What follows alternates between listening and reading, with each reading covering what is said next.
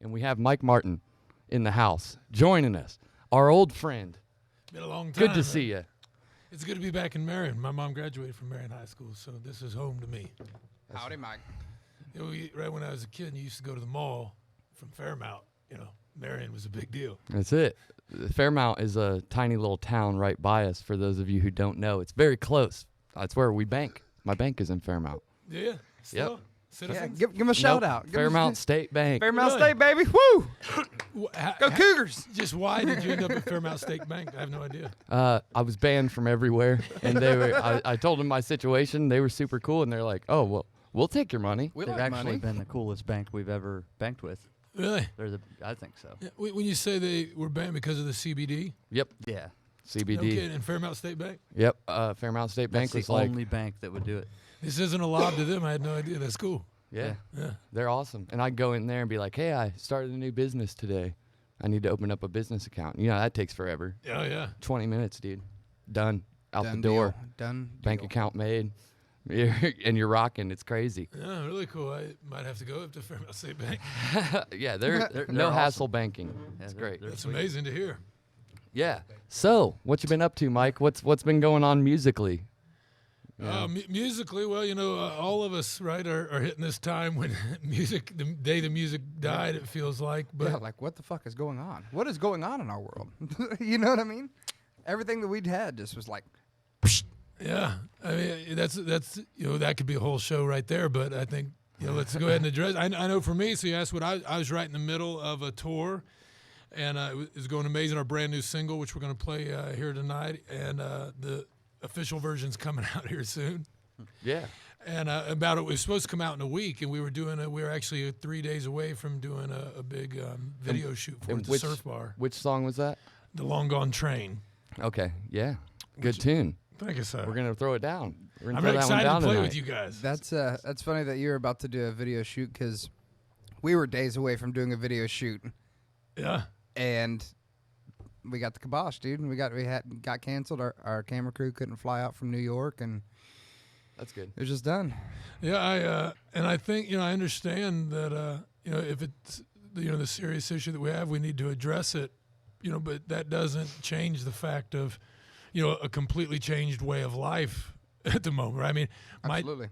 my dad said in his life, he's 63 years old, and he said, I can't think of my grandfather or my dad ever talking about anything of such magnitude like this whole thing, right? The shutdown, you know, the idea of the coronavirus, and it, you know, how all of it, right? This is just, in all those, in 100 years of those, they had never heard anything about that or anything like it. Right. Right.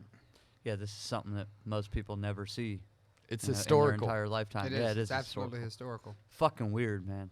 But thank God for this. You know, Yeah. we can still jam and get down and Yeah, so be in there's- everybody's living room. Yeah, so there's been a lot of positives, right? I mean, all kinds of things that if you think about, one, you could talk about the environmental impact and taking a break, or also just like artistically, a lot of people have turned to the streams and trying to help artists have a new appreciation for it. You know what I mean? Well, have you written anything new in this time that you've been locked? Has your life really changed other than your gigs being canceled?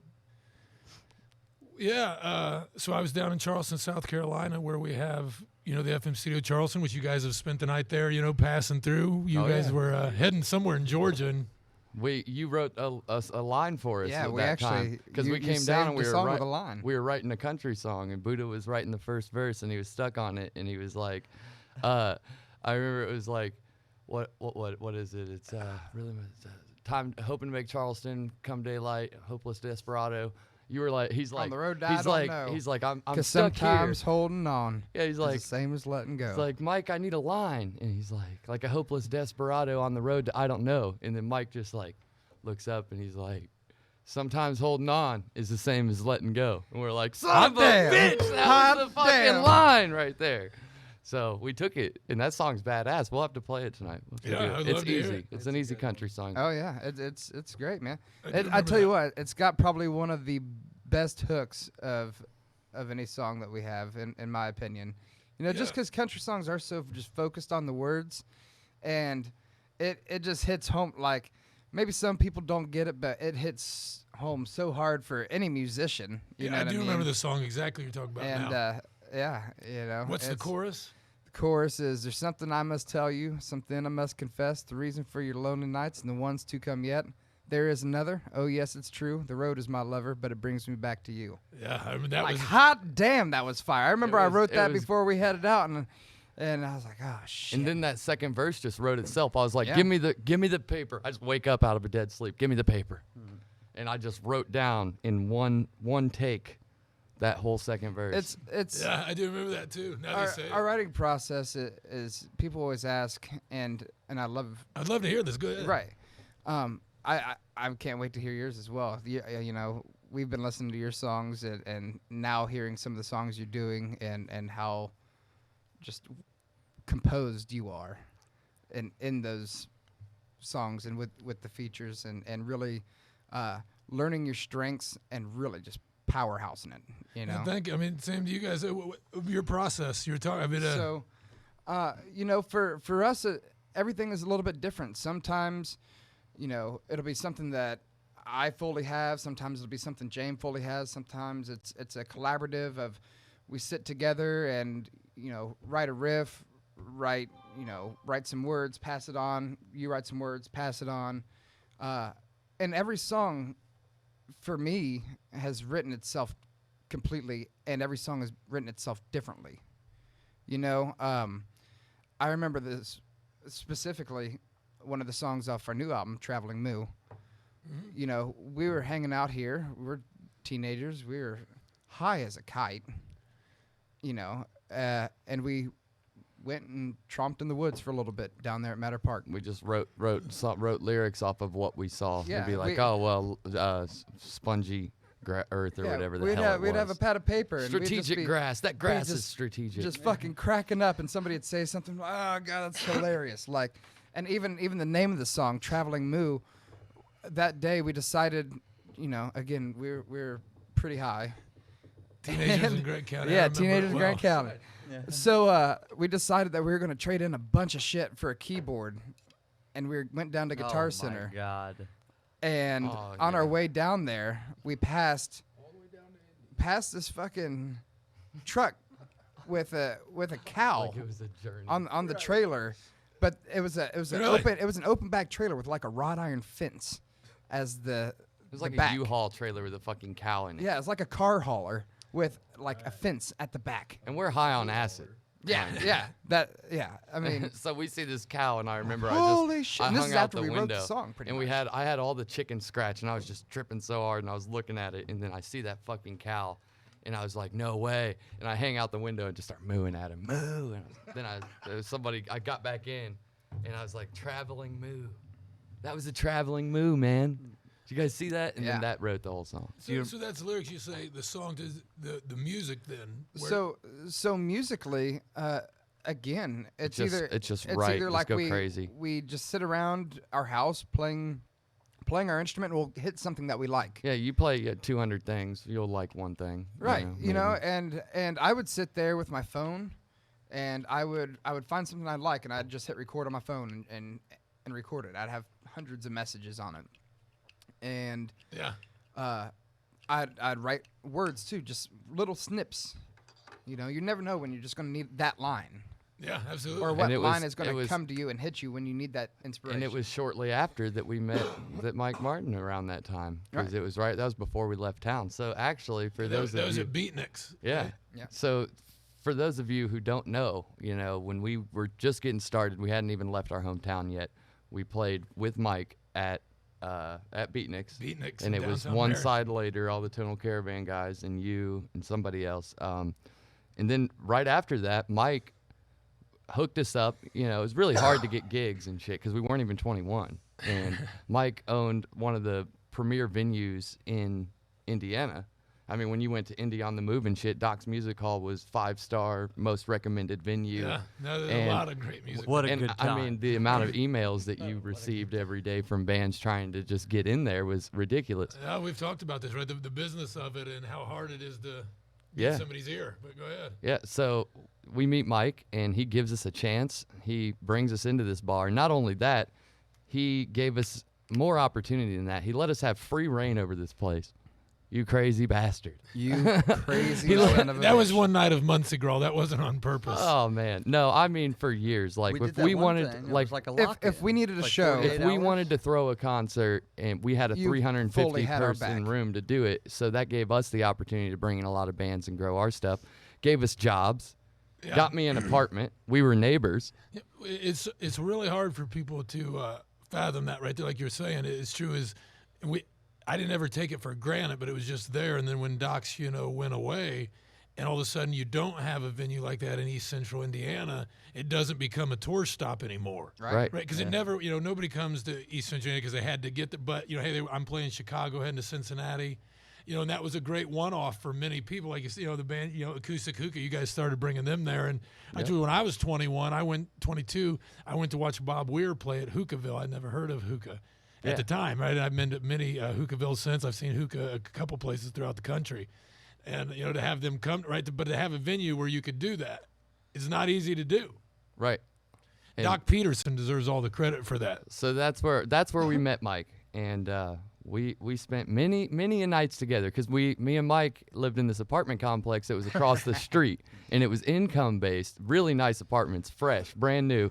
And I was the sound guy. I made like $100 a week or something crazy like that. And Mike's like, "Oh, I can get you an apartment right next to me. The apartment right across the hall, man. Fucking income based." So we base it off my income.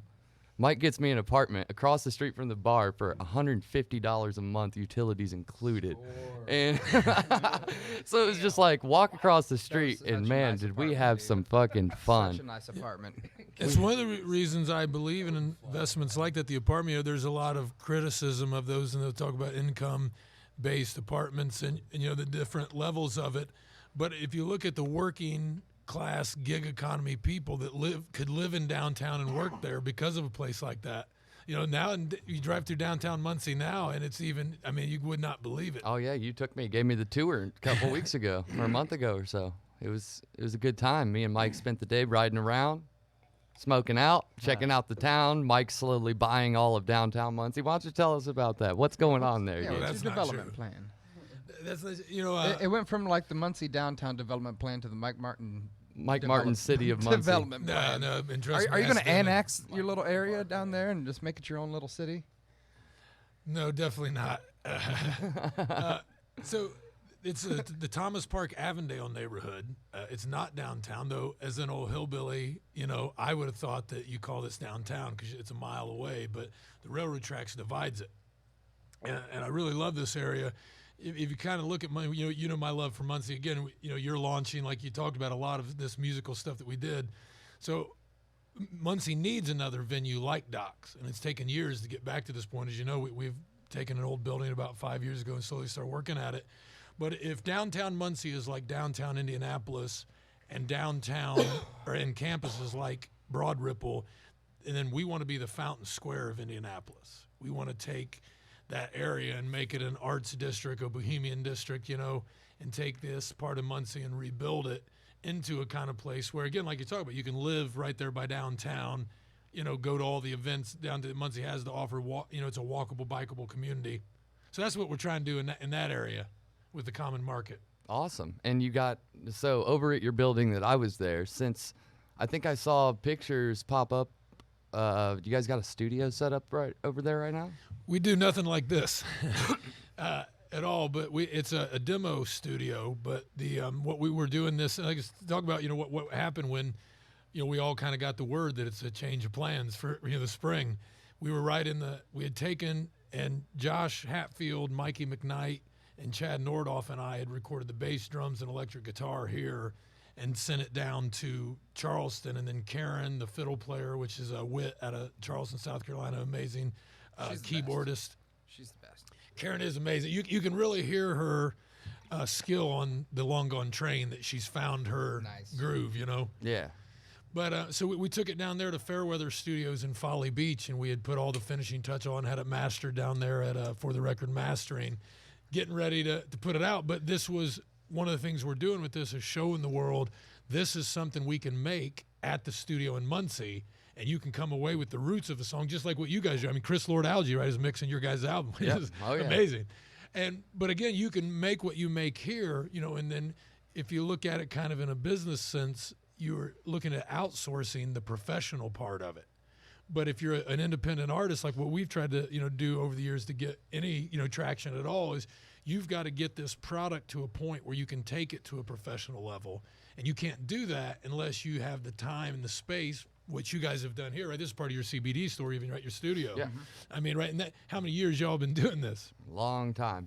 17, 18 years together. Yeah. Yeah, because you guys started, so you're like 12 or 13 when I met you, right? Like you said, you're Yep. 10 going down to get your keyboard. And I was 23, right? So it took me 20 years also to get, but that's what, and you guys were talking about the production process before, that's what I want people to be able to do here in East Central Indiana. You could come over to Muncie, lay down the root to your track, and then if you're serious about it, and you know the kind of investment, I don't have the kind of money invested in my songs that you guys do in yours, and you can hear it in the production value. But again, if you want to send it to Chris Lord Algae, like what you guys are doing, you could. If you want to send it to a $60 an hour studio in Charleston, like what I was doing, Yeah. you can do that. Well, your stuff sounds great. Yeah, it does. Like I spent all night last night listening to it in headphones, and man, the mixes are fucking awesome. Will, if you're out there, Will also has the Cotton Patch Hemp Company in Charleston. Well, which, there you go. Some other stuff we'll talk about a little bit. But Will did the mixing and the hand claps and the cowbell. Nice. But Will at Fairweather Studios did that. And So what sent you to Charleston in the first place? Like, you're an Indiana boy, an old Corntown, Fairmount. How the hell do you get to Folly Beach yeah, this is and fall in love? my aunt and uncle, my dad's sister. They moved there when I was 16 years old, and they live about 20 minutes outside of Folly Beach. And they said, you got to come visit. There's a beach here. I mean, we had loved Daytona, Panama City. Me and my buddies were starting to get pretty rowdy at this time. And, kind of like you guys said, by 15, 16, if our parents didn't tell us no, we were gone, and so we went down to visit after, those years of like spring breaks like that, when we were like 18 years old, and found Folly Beach. And I said, man, this is it. And I was reading a lot of gonzo journalism at the time. I was reading a lot of On the Road, Jack Kerouac, and I lived in a beach. He called it a church, but I think that was all about his property tax. And he'd come in for Sunday mornings and preach for 15 minutes, this guy that owned it. But there was 22 rooms and 4 bathrooms in this beach hut, and it was $125 a week. And a guy from Marion, from Fairmount and Marion, his dad, Ryan Nip, him and I shared a room, and we would take turns sleeping out in the car if we had to, or over at my buddy Will's house, who lived across the street in a room that was a one-roomer for $85 a week. It was right on the beach. And so I thought that I didn't even play guitar at the time. As I told you guys, I was 23 before I ever picked one up. And I just thought that I actually at the time I wanted to be a stand-up comedian or a writer and write like gonzo journalism stuff. And so I was out just looking for inspiration, high on life, amongst other things probably. But, Yeah. that's what brought me to Folly. And then I've actually lived there 3 times. Now, we have the studio down there and the stuff we got going on down there. But this is the 3rd time it took me to get back there. In between that time and I had to go home, I was 19. I went home before I was 21 because we got our ass kicked, because we were living too fast and too hard and didn't understand what it meant to work and pay bills, and we got humbled by the world. Yeah. And it took me almost 10 years to get back there. And in that time, I found what I loved, which was music. And I moved back when I was 27. This all ties in the Carolina Sun story. Maybe we'll just go ahead and kind of break that in. And so by that point, I played my first gig my 25th birthday. I started playing guitar when I was 23. And I wasn't very good, and I still can't sing great, right? I mean, this is, we were talking about before, like the Chris Christophersons of the world, And so I worked at this bar in Muncie called The Locker Room. This is long before I had anything to do with owning docks, any of this stuff. And the guy that owned it owned also the Giant in Fairmount. And Nice. he said, hey, you want to come play at my bar? Because he knew I was from Fairmount, and he heard I'd been playing guitar, and he paid me $200. And I was like, oh, my God, right? If I could do this 2 times a week, right, I'm making about what I'm making, out working. And so and I was a roadie for Rich Hardesty at the time, so I went out and immediately looked for a way to work in the business. And I roadied for him when I didn't have gigs. I started gigging. So then I decided I'm going to go to Charleston because I'm ready now. I'm going to be this big star because I'm sure of it. And I get down there, and I'm getting fired from gigs left and right after I get them booked because I can go in there and talk the game. God damn it. And at the time, nobody loves old country like today. There's a resurgence of old country. But I remember one guy said, "Well, what kind of stuff you play?" And I said, "Old country." And he said, "Why?" And I got fired from this one Holiday Inn 3 times. And one of the last gigs I played before everything got shut down, I was standing across from there telling this story, looking at it's now called the Tides on Folly Beach, the only major hotel right at the end of the road. It tees right into it. And I was telling the story of this guy that I didn't get paid for him. This is actually what the story of Carolina Sun's about, I guess. So I didn't get paid for him in houses that day, and that's the line in there. They paid us cash money when the work day was done. Well, one time it was after the week. They said, "Well, we'll get you next week. We just didn't meet our draw." And I was like, "Yeah, no problem, man. I'll get through. Next week we get a double check." Well, the next week we didn't meet the draw. And this is one of the funny things. I got a story to make you laugh. So the guy comes, the big contractor, and we're working for this general contractor, Freeman. And you guys will appreciate this, is growing up in the construction business. And he says, you didn't meet the damn draw again. And he points out 3 or 4 points. This isn't done, this isn't done. And I'm sitting there going, son of a bitch, this guy's right. We're not getting paid. But I don't have any more money to give, right? I come down 2 weeks without a paycheck. I'm screwed. And so the young kid with us thinks he's going to be a badass. And he said, "What if I reach over and pick up one of them boards and beat you in the head with it?" And he said, No. "Boy, I got the money to get it out of it, and I'll whip your fucking ass." And that kid just stood there, and that contractor looked at him. And I thought, man, I'm getting the hell out of here before this. And so I'd go down. I think, man, I'm going to go down, and I'm going to get a gig at that Holiday Inn I played at a couple weeks ago. And so I go back down there, and I've been trying to track this guy down for 2 weeks, right, trying to get another gig, and he's been avoiding me. And so I finally get him cornered, and he said, "Mac, I like you. I really do. But you ain't got it. You can't sing. You can't sing for 4 hours. Listen to you talk." Right? And so this all in the same day. I didn't get paid. I go down, and that's where Carolina Sun came from. Damn. And so that's what got me in Charleston. Then I came home for Docs. Right? This is what brought me back. And 12 years later, I moved back after Docs ended. Yep. That's another story. Yeah, that's a whole nother story. So this copy brought us for the shop. The Take Your Pills. Some of you have listened to it. Some of you haven't. I saw and Sirius if you Doobie haven't, was asking about it earlier. yeah, Sirius Doobie was asking about it. He wants to hear it. Yeah, and Polka said Okay, that was better be right off the rip he this said morning. pills opener. Yeah. Speaking of that, this Moonlight, I have to look at her Facebook, but she came to a show in Charleston. She was at Willitown this year. Oh, that's It's Moon. Moon. Yeah. He plays the world's largest bass dude. triangle. He's World's got the largest world's bass largest triangle. bass triangle, dude. Well, You know this who I'm talking about? yeah. Yeah, Moon. Yeah, this He camped so right the, next to me at Willitown. the mom maybe is also part of it, like, and she makes stuff. If I looked at it here, I could. Oh, you might be talking about Moonlight. Lisa Moon? Mama Moon Crash? Yeah, that sounds right. Oh yeah, is that who I he's was looking talking if I about? can Moon find- Crash? Is he talking about you? Is he talking about Well, you? Well, I know definitely Moon is definitely the one from Moon lives in Folly Beach. yeah. area. Yeah. Oh no, not Moon for sure. Yeah, no, I know him down there for sure. Where is it at here? Oh, you Yeah, know Moon? he's a Yeah, I friend of know ours Moon, from man, yeah. Ohio. Yeah, oh yeah, no, He's we cool ran as in. hell.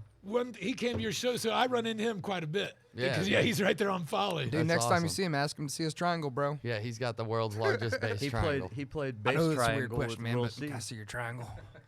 Yeah. So Man, I can't remember. this song came out a while ago. Take Your Pills, but it's a fire So song. good. Tell us about it, So that one, because it's a deep song. yeah. Again, if you have time for all these stories, they're kind of crazy. Right? Let's got go, time, dude. buddy. Come on, that's why we're here. We want to hear the sauce. We want the sauce, Mike. So my nephew was 6 years old, which is the kid in the song, and he's only 21 now. He doesn't turn 22 for about 2 weeks. So the last line I have to tell is, just artistic, license. He doesn't, though he hasn't committed suicide. Many people have, and not just that. Right? I mean, how many, here in Marion, how many in Fairmount, where I'm from, overdose? Right? I mean, an astronomical crazy. amount. I mean, I'm an old man, and all these people are younger than me. Yeah. They're dying. Yeah. And so anyways, my family doctor, he was a Marion doctor, Dr. Economan, gave my sister Xanax when she was 15. And she went and just kind of talked the game and got it and said, oh, I'm stressed and this, or she was 15 going on 16. And so she had a son right at this time. And so he was 6 years old. This is later than, and he goes into school and they say, he has ADHD or these different behavioral issues. And so they want him to be put on Ritalin. And so my sister had called and asked me what I thought about it. I was actually sitting down in Charleston at the time. This is right in the time when I'm like 27 and lived there. This is the second run. And she asked me what I thought about it. And I told her, hell no. That kid doesn't have, any, ADHD or anything that stops him from being just a normal kid. A right? kid, just Right. being a kid. Yeah, a young, rambunctious, healthy American kid. Right. And so anyway, I'm not saying that nobody has ever been helped by it. I just we have, the deaths are staggering, and so that's what it's about. And if you start on it when you're 6 or 7 years old, then you're 12, 15, and you don't have any way of coping with things, and then you get to be 22, 23, and so that's what it's about. And when I first wrote it, I don't think that many people were affected by it. But over the years, like I said, these deaths, these families have been affected by it, and so it's really related. And I was playing on the streets in Charleston one time. This is many years ago, not recently.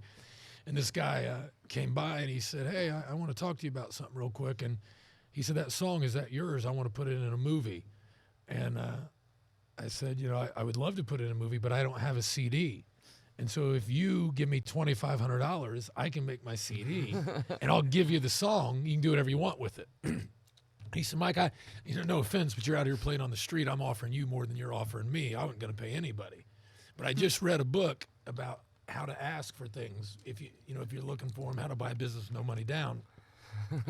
And so I said, $2,500 isn't a lot of money, but it is to me. It's probably not to you. And he said, Mike, you're right. $2,500 isn't a lot of money to me. And he said, I'm going to call you in 2 weeks.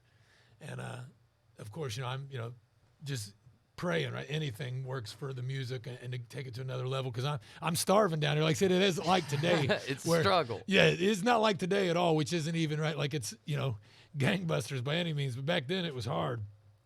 And so finally get the call from the guy, and he said, do you think you could come up to Washington, D.C. and play this for my investors for the movie? Because he's making a movie about addiction. And it's following it's called Prisoner Death, the story of crystal meth. And it's following 5 women who were otherwise average American, either employed women or housewives who were taking care of a family, and they end up in prison when they've had no criminal careers, any of this stuff. And so he wants to use the song as a closing credit song. He wants me to come play it. So I go up to Washington, D.C. to play it for his investors, and we pull into D.C., we go down to his house, and before this he tells me, he says, Mike, I'm a billionaire, just so you know. You asked me about the $2,500. Again, you come up here and do this. I'm not worried about the money. So this whole thing, I said, yeah, we'll come up and do it. So we get there, and the rest of the people in the band, he's like, hey, I got this condo in Washington, D.C. downtown before you come down. Puts everybody up in this amazing condo. So I have my friends in Europe for the winter. He said, go ahead and do whatever you want. Make yourselves at home. There's the beer's stocked in the fridge. He said, Mike, come with me. We got stuff to do. And it was one of the strangest days of my life. And this guy takes me to downtown Washington, D.C. And he says, you see the Lincoln Monument? You see the Washington Monument? These things mean something, Mike. Do you understand what I'm telling you? And you're going to need to know this stuff one day. And then he grills me about, he's run my credit, he's done all this thing. And he said, now the reason I did all that, and he asked me before he did it, he said, I've been taken by the mafia one time. I lost my family over it, and he said, I almost lost my life. He said, but I just wouldn't give it up, right? And he said, so I'm a lot more cautious who I do business with. And so then we get in the car, and it was just really strange. I thought, what the hell is all that about? And we go over, and this is before, like today when there's streams and all this. This is 2005, almost 2006, right around the end of, well, this was Thanksgiving, because this was November. I told him we were going to go up to D.C. on the way home from Charleston. And so he takes me to these 2 guys' house, and he said, hey, now, we get here, these are my investors, just pitch them kind of the idea of the movie and your song. And I still want the money. So I'm like, whatever the guy asked me, sure. But I'm thinking, what the hell are you talking about? I have no idea what this movie's about. You just told me you liked the song. So we get there, and he gives me the layout, and he hands me this prospectus. And he said, do you think you can pitch this movie when we get there? And it's this whole prospectus right up, and I'm looking at it, and I'm like, I mean, basically, yeah. And he said, okay, when we get there, just you kind of pitch them on the idea. I want them to fall in love with the song and you, and you're going to play the song for them. And so we get there, and these guys, like the reason I brought up the technology before, it wasn't like today where everybody had a smartphone and all this. So these guys take a laptop and hit a button, and their whole wall lights up. And it's a projector is all it is, right? But I'd never seen this. I'm a hillbilly from Indiana. I'm like, man, this. And he said, Mike, tell them about the movie. Yeah, and I try to pitch them everything I know about the movie, and they grill me. Just grill the hell out of me about this. And I have no idea, right? I just tried my best to answer the questions. And they get done, and they said, do you have any questions? And I said, yeah, I got one question. Have you guys ever read the book Think and Grow Rich? And they said, no, I've never heard of it. And I said, well, that's where I remotely had any idea what you guys were talking about and tried to answer the best I could. Where did you guys learn that stuff? And they said, well, in our MBA. The one, so yeah, I have an MBA from Georgetown University, and the other one, yeah, me too. That's where we met. We're business partners. And I realized that that's what Think and Grow Rich and Rich Dad, Poor Dad, the book, teach you. And it makes sense once I thought about it. Everything you need to know to pitch a movie, a construction project, right, a farm, a CBD store, is in there. And then it's, of course, the same thing that they teach in an MBA class, because if you're going to come run some big corporation's company, you need to know all these same things, right? How to run the numbers of a company, how to run the books, how to understand a profit and loss statement, all these simple things now, I think. But at the time, I didn't know any of this. And so so we get out in the car after all this, and he said, what'd you think? And so finally I said, I don't know what the hell to think. You bring me down here, you tell me to do this movie. I have no idea what the movie's about. So what do you think? And he said, Mike, I knew I was giving you the money when you drove up here.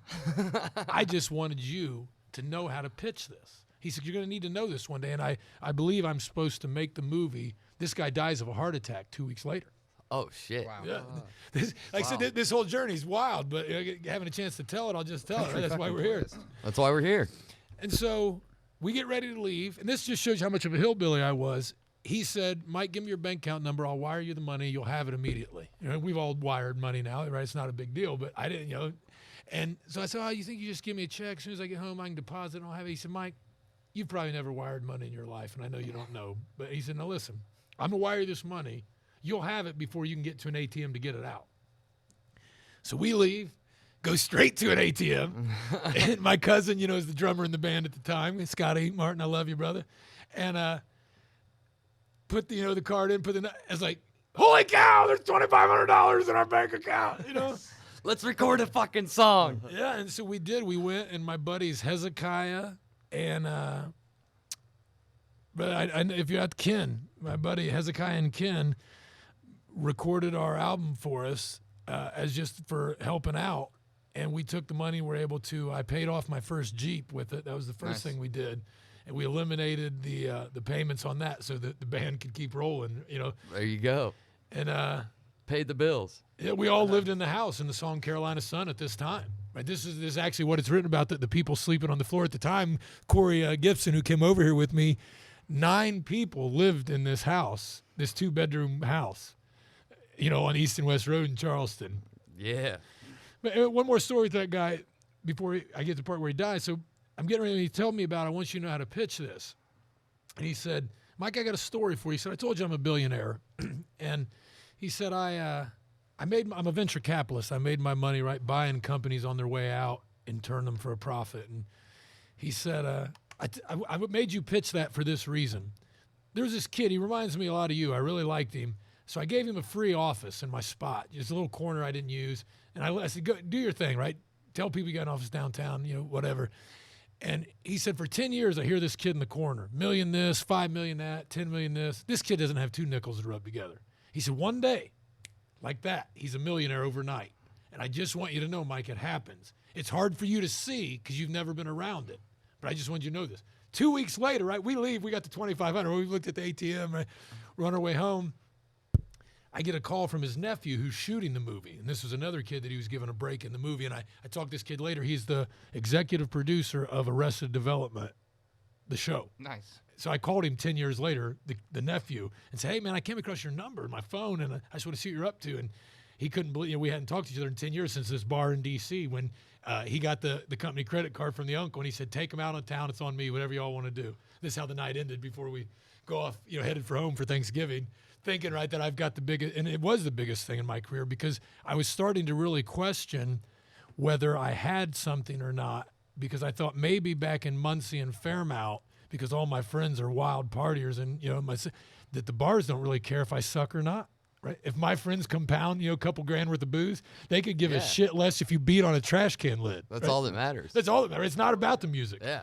In that respect, it is, because talent always rises, right? And the bullshit goes away, which is one reason I tell you I admire you guys and you inspire me, right? Is the level, if you want to be a master and artist, you're not trying to make some bullshit, country rap, that's popular for 5 minutes, right? You're trying to put out masterpieces of fucking art that stand the test of time. Stand the test of time. That's the goal of music. Yeah, that's the goal, right? And so, again, at the time, I didn't think, I didn't know I was really beginning to question this. And so I get the call from the guy, and he said, Mike, I don't know what to tell you, but Ray, that was his name, Ray Solemn, I remember it to this, died last night of a heart attack.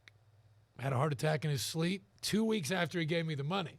Damn. So 2 weeks before he gives me the money, I'd read a Wayne Dyer book, Manifest Your Destiny, and I started doing and it talked about these different things. And I got the call, and I'm driving down the side of the road, and I remember pulling over and going, God, I don't know what's going on, but this is everything from the book.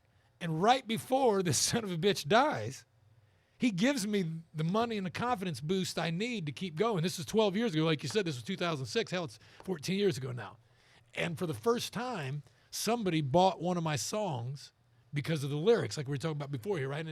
And I understood that these are the strength. We talked about this, the strength, right? These are the strengths I need to play upon, right? I'll never be Elvis singing, but I can write songs like Bob Dylan or Chris Christopherson if I'm lucky.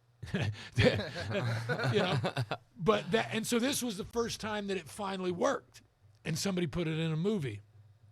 So that's Take Your Pills, and this was a professional version we did here out in Delaware County at Walnut Creek Studios. My buddy Nick Melander, who does all the, he was the same guy that does all the production for the downtown Muncie events, the big ones. Nice. That's awesome. Yeah, that's an incredible story. And It's, the song is it's great. the song is fitting for the story. Right, yeah, once you, I'll say Once that. it gets the song to is that fitting hook, for the story. And once you get to that hook and it hits with that, take your pills, pay your bills, you'll be a good taxpayer someday. tear Just jerker. like, God damn, that's so true. So It's obviously, with you being good old Grant County boy, knowing us, and you've lived a crazy life, to say the least. it's sure. So yeah. you being able to put out songs like that, where do you find, like, how do you pick and choose from your arsenal of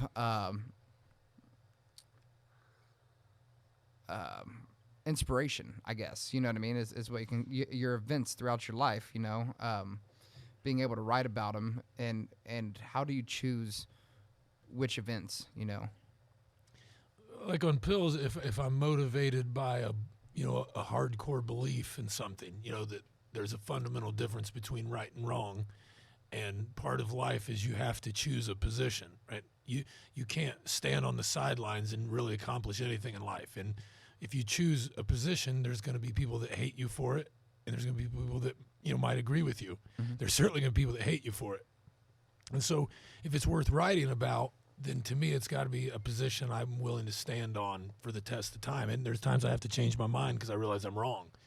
But that's like a protest song, means it fundamentally matters to me. And other than that, I think music is a spiritual connection with people. And so I write to share that, right? That the vibration itself, and to share that vibration on a level that's communal, which is like sharing creation with somebody, and because that's what it is. And it's in the Bible early that in the first 10 chapters of Genesis, and we'll celebrate the Lord with horns and instruments and these things, because it is a magical language, right? Music is a language that once you learn it, you can communicate with other people who know it. Just like, you and I couldn't sit here and communicate Spanish if we didn't both know it. Right. And just like we were sitting outside going over some of these songs, right, and talk about relative minors, what's the two, until you learn that. And that's, again, what I talk about, the difference of being a master, right, or somebody that makes beats and raps about trucks over it, right? Musicians know the difference, and that's part of it, right, and then that way, that's where, like, the rock side comes from, like Bruce Springsteen, Tom Petty, the Grateful Dead, those kind of things. And then the lyrics really come from, like, the Christopherson or Johnny Cash side of things, Willie Nelson. And the first song that I ever really remember as a kid was Boy Named Sue. Oh, yeah. It's told a story. Yeah. It's good stuff. Right. And so that, if you think about Take Your Pills, it's basically the Boy Named Sue, progression in a song, a John Prine style, and that's where that came from. And when I look back on that song, when I first started playing, I could drag that sumbitch out for 20 minutes, and because they told me I had to play 2 hours, right, to get paid. Yeah.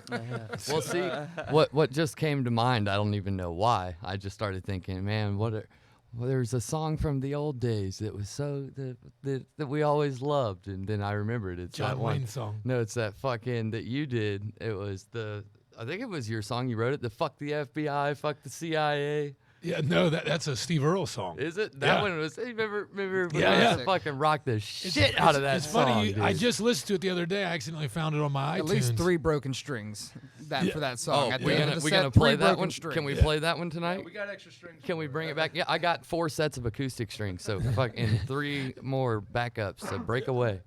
It's very, you said, like I said, came across it, and Ricky Rage was the guy that recorded it that night. That's why I have a version of it on my iTunes. There I you just found it the other day. But yeah, that's a Steve Earle song. When Steve Earle got real political late in his career, when he didn't have to give a shit anymore, he'd already made his money with Copperhead Road and has a following. Come see him, 1,000-person audience. He can play for the rest of his life, and so he got really political. And that was, the F to CC was a great one. He dedicated to Lenny Bruce, if you know who Lenny Bruce is, and he's I think he was a very, he might even be a communist, avowed political. I don't know what you wouldn't call him a satirist, but you might, or a satirist. I don't know what the hell it is. But he was, again, I don't know much about him, but he was a very prominent figure. You know Lenny Bruce? No, not really. Is it the comedian you're talking Yeah, about? he was like a comedian that was very. Yeah, and I think he was one of the only ones in the '60s, like swearing. Yeah. With his act, you know what I mean? Yeah, and he would address socio-political issues. Yeah. Yeah. So yeah, that's who he dedicated that to. So I guess one more question before we get over here and do some some jamming? jamming. The other song I like is the Old Faded Picture.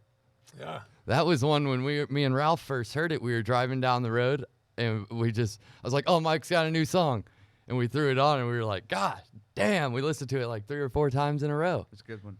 Thank you, man. I just shared that one like yesterday again. It came up in my memory. So we were talking about, what you guys are doing, what you're going for production-wise, talent-wise, same thing I talk about, these, you said you got on the SoundCloud to get all the stuff we're going to play tonight. And so I started there, other than How Dare You, which was Heather's song.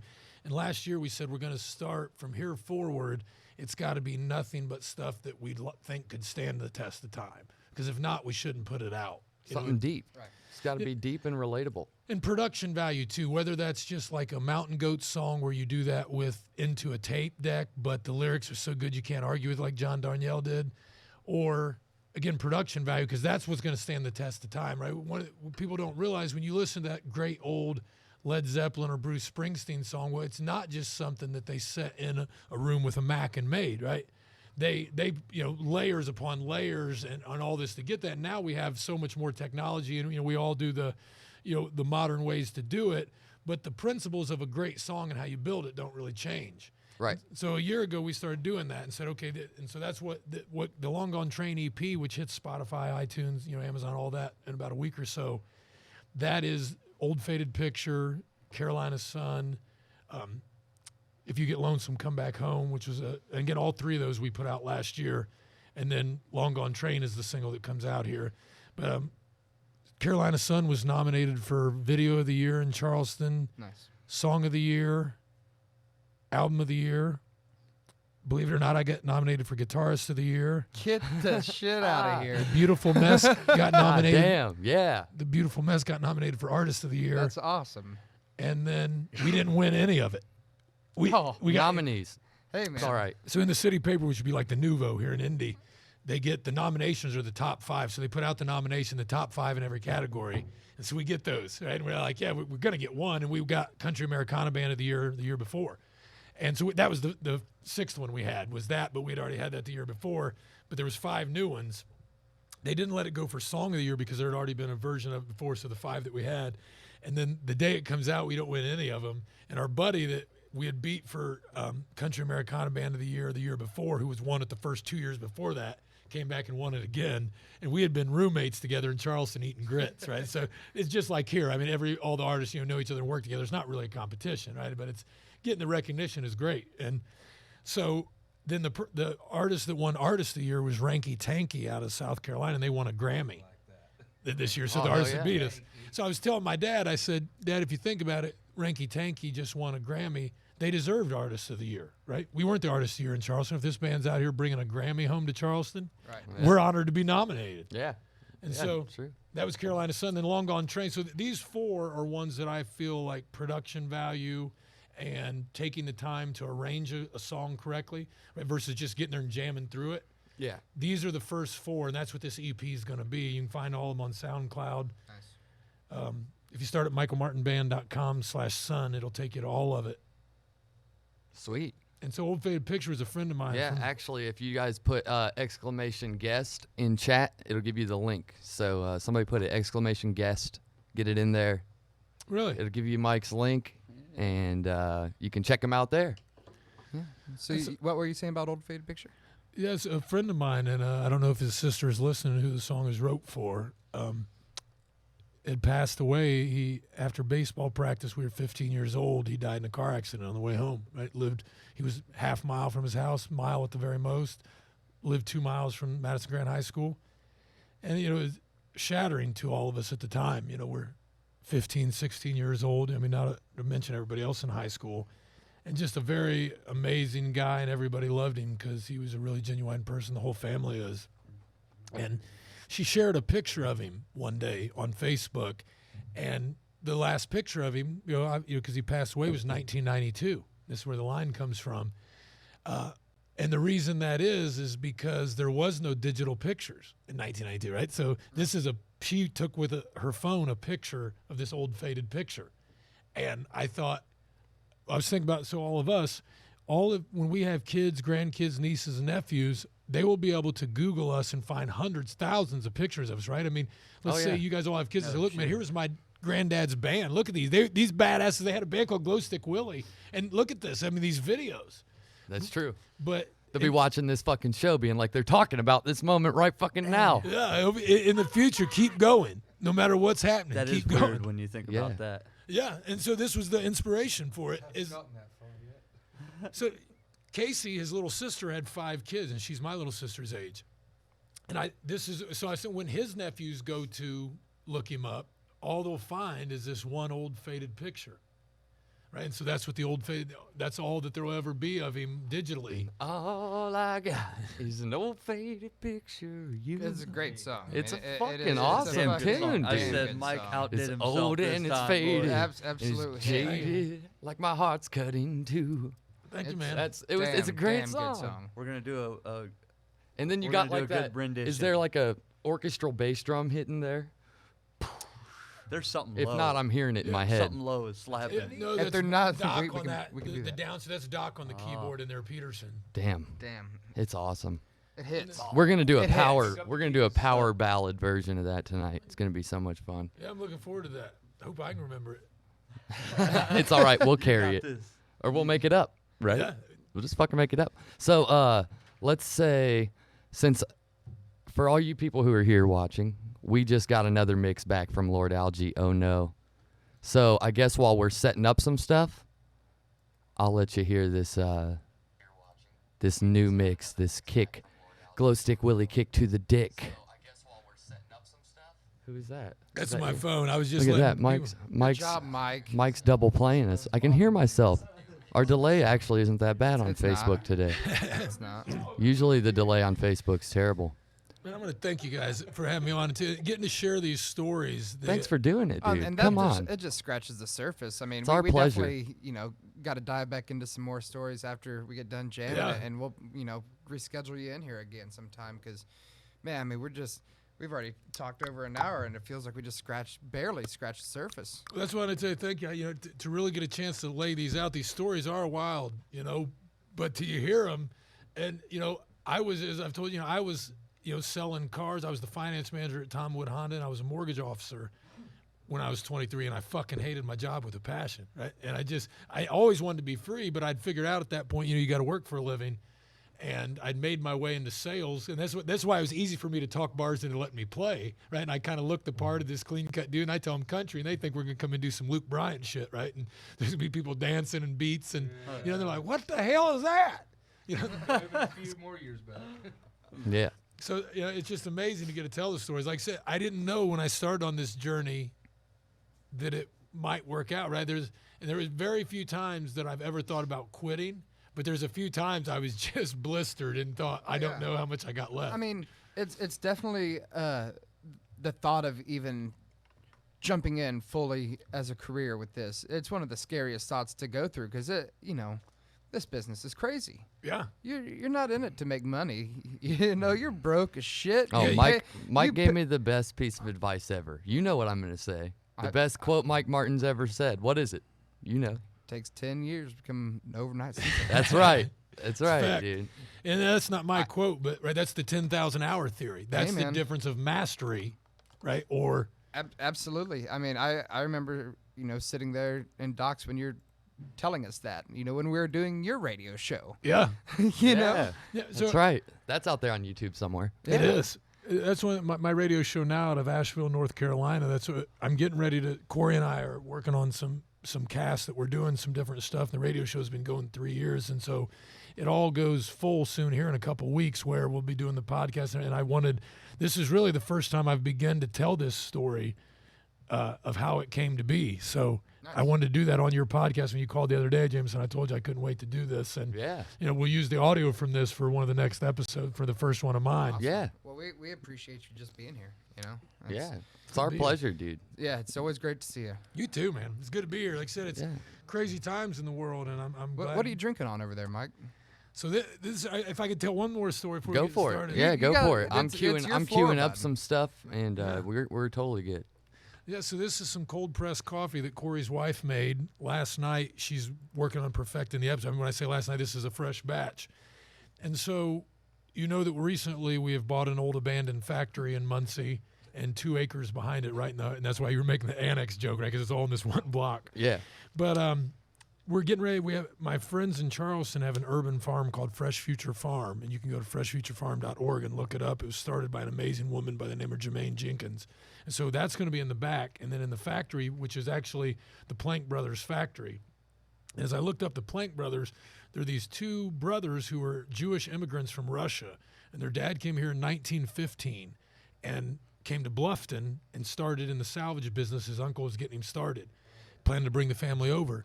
Well, his World War I breaks out in 1917, right when he's getting ready to have the wife and kids come. So they don't make it. They have to stay in communist Russia through the revolution and live through this. So the 2 brothers then make it to America in 1922. The Plank brothers, you can look them up. Burl Plank is the main one who was kind of maybe the kind of spokesman for the companies, and they started dozens of them. Dozens of the companies right there in my neighborhood. So on the top of the building, real big, it says Plank Brothers 1935. And they ran this parts business out of there. And so the Plank Brothers is the Plank Brothers Bike Company Urban Farm and Recycling Center is what we're turning that into. Nice. And the bike company is where we will help kids launch their own businesses out of there. And we believe the next Wright Brothers is in that neighborhood, and they just need a place to launch it. So our first Love product it. is Love it. Plank Brothers Cold Pressed Coffee Standard Issue. Hell yeah. And so we'll have it on tap soon And in it's the good. common market. And it's good stuff. It's is good stiff. stuff. It's stiff, and it'll perk you right up. Yeah, this Good is the stuff. standard issue, right? This is if you got an army of love warriors getting ready to go take the field and fight to the death for, good and evil, send them all with a bottle of standard issue. There you go. It's delicious. It'll get them jacked. Usually, back in the day, you'd be sitting here sipping on some Jim Beam and Stouts. some stouts. Yeah, I haven't drank in a little while. That's true. Yeah, I know. How long's it been for you? 2 years, February 1st, since I've had a I drink. knew it. I said Nice. he's been good for 2 years. I knew it. Well, And I would have never thought that because, man, I've never been as drunk as I've been with Mike Martin. Trying to keep up with this man when it was, we were, oh, it was man. ridiculous. You know how many times couldn't. I've heard this, and I didn't. You don't see this, right? I was playing down in Brown County. They had a really cool venue there for a while. It closed, the Pine Room or something. You remember this? Right by the Red, where they do that one jam, like the Red Barn. Some of that stuff where they do like the John Hartford Festival, that part of Southern Indiana. Yeah. So there's a really cool room called the Pine Room that some of the people down there had put together. I think it's closed now, unfortunately, but it's a really cool venue. And so people from New Old Cavalry. Oh, this little bastard. Yeah. So two of the guys from there show up. Now, one of the guys from there, and then one of the guys was at Cooter Brown. You guys remember Coot? I I do. do. I remember the name. I don't Yeah. remember. Southern Indiana guy from the folk jam scene, kind of that bluegrassy country. So, anyways, we get done talking. They come, and they were saying, hey, we'd played at Doc's, blah blah blah, and that's what we saw you were playing. We come, and afterwards they said, the one guy said, "I can't believe you're alive." Fuck! And I said, why did you say that? And he said, why did I say that? My God, you know how drunk you were? I was a little drunk, I guess, at the time. It didn't feel like it. Yeah, just a little drunk. It's all right. Hey, we lived across the street, man. We had unlimited access to booze. And the thing Mike used to do for like all of us who worked, if you worked there, which all of us did, you got dollar drinks Oh, on that the was nights best. that you were working. So That's what Ricky was working every night. He's in there every fucking night just twiddling his I'm thumbs. filming a doing something. commercial, bro. It's I'm gonna need several. I remember several him and shots. Johnny used to go film karaoke Yeah, just we're so gonna they go film could drink karaoke. dollar doubles. They were, oh man, Yeah. oh it was rough. but So what made good you times, good wanna times. quit there? Put down the booze. Was it just time for you?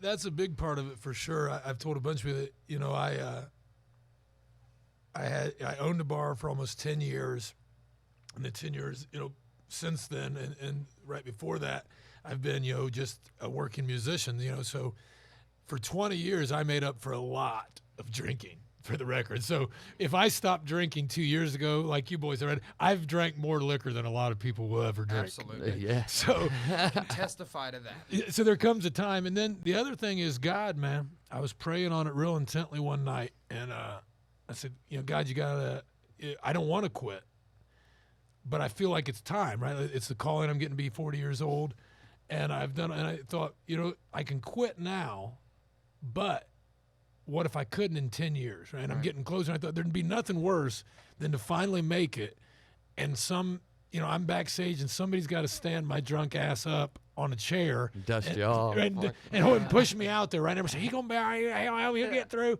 And what a shame to work that hard to make something so beautiful like chasing a music career, and then be, somebody's got to prop you up because you're too drunk to hold your head up, And then, like I said, so I was praying on it, and this buddy of mine, Matt Rosenbaum, called me immediately. He said, "Are you okay?"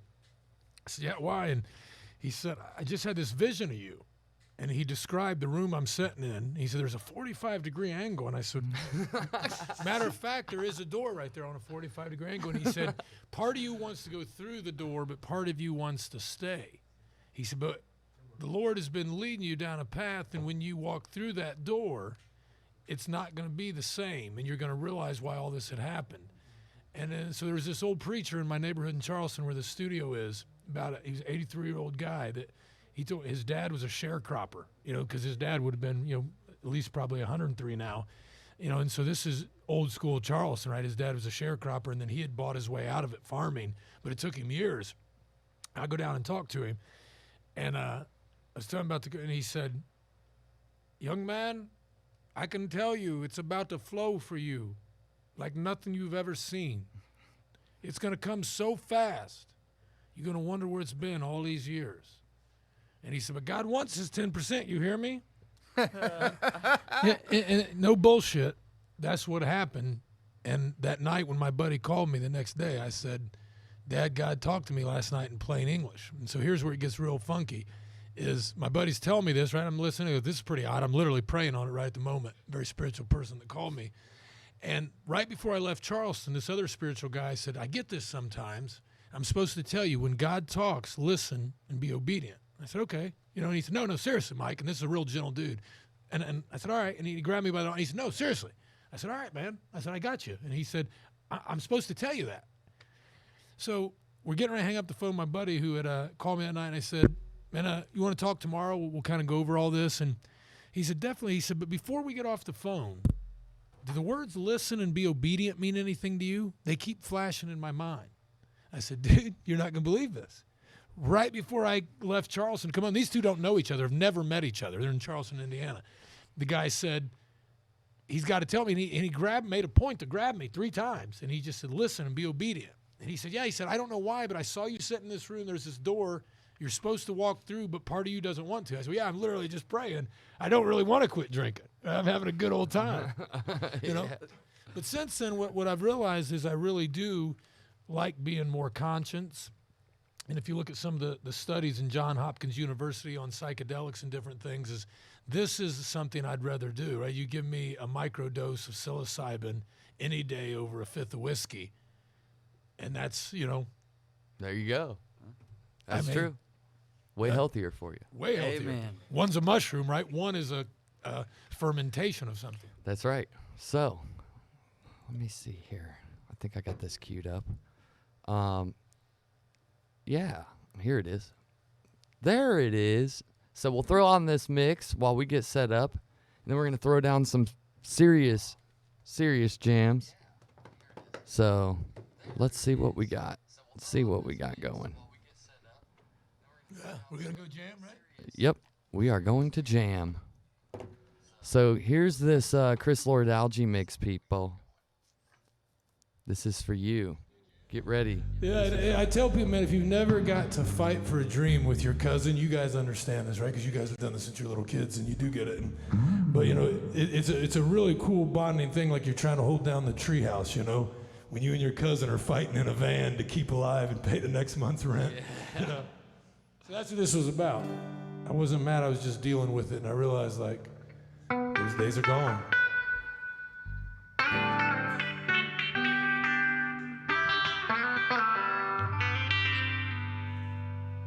I love getting to play with you guys. It's fun.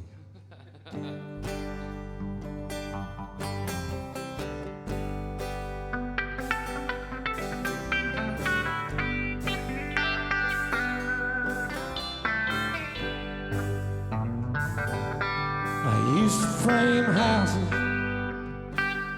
in this Carolina sun. They paid me cash money when the work day was done. Kept gas in the tank, kept wheels on the car. I made my drinking money, play weekends at the bar. Yeah, we spent lots of money, spent lots of time. Lord, I spent up my youth, cigarettes, scented wine.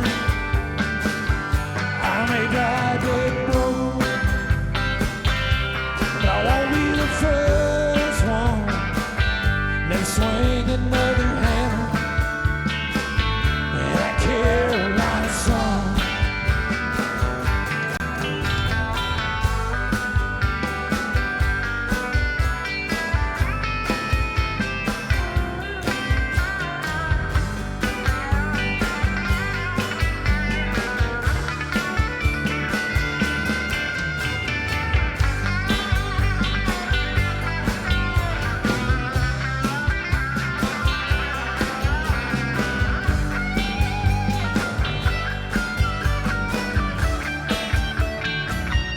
I know those days are gone.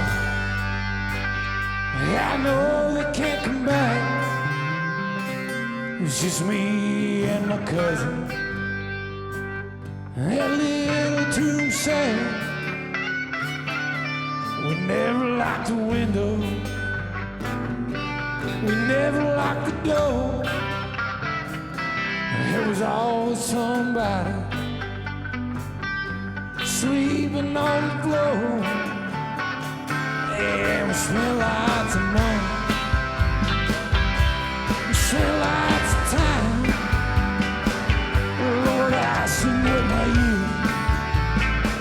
Cigarettes, sex, and wine. And I may die dead broke,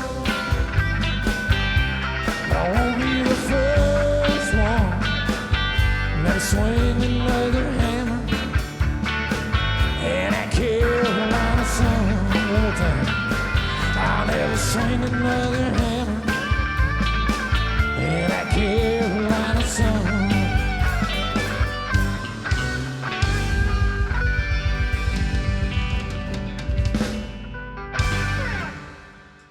Oh, heart be still. This is the big one, Edith. I'm coming. It's bad.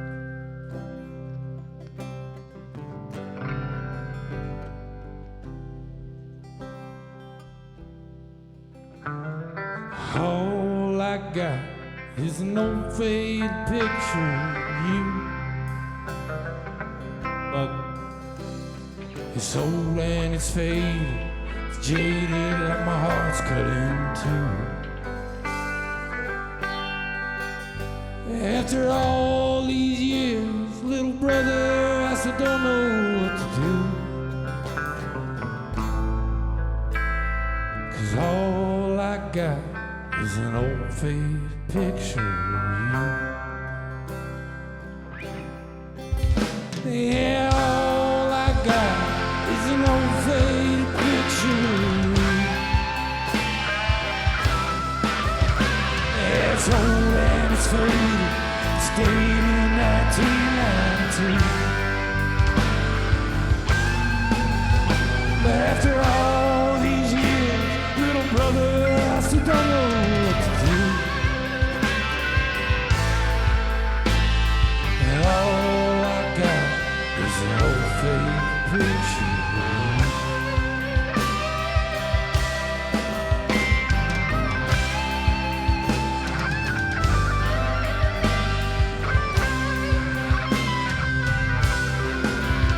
Little brother, I think about you all the time.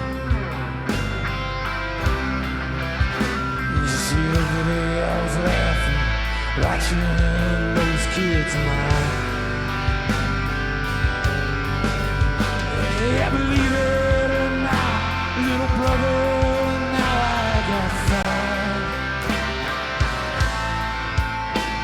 And I think what you'd say, if you could meet these kids of mine. Well, they say, Uncle Shane, would you pick us up from school? Yeah, take us to the park, teach us how to dribble and shoot.